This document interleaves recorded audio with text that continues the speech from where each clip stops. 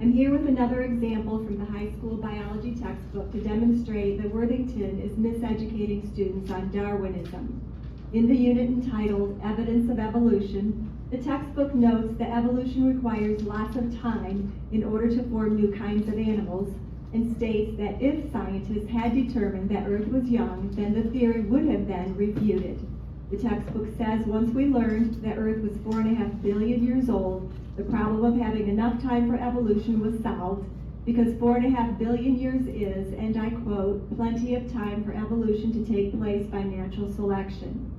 That's a misrepresentation of the time problem. Here's why. Based on the fossil record, scientists know major events occurred that involved the first appearance of many new kinds of animals over time frames ranging from 5 million to tens of millions of years. Diverse, complex body plans emerged in short time frames. That is the time problem for the theory. 5 million to tens of millions of years is not enough time for Darwinian mechanisms to produce new animal body plans. A 4.5 billion year old Earth doesn't change that. Unlike the textbook, the time problem is acknowledged by scientists.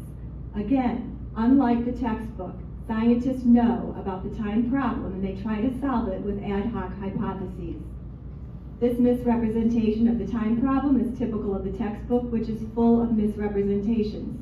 On page 560, the authors claim, and I quote, astonishingly, every scientific test has supported Darwin's basic ideas about evolution. That's what you call a whopper. Do the textbook authors really not know about the decades of scientists expressing doubt, openly calling for a new theory, explaining in scientific papers why Darwinism fails to explain the formation of new animal body plans?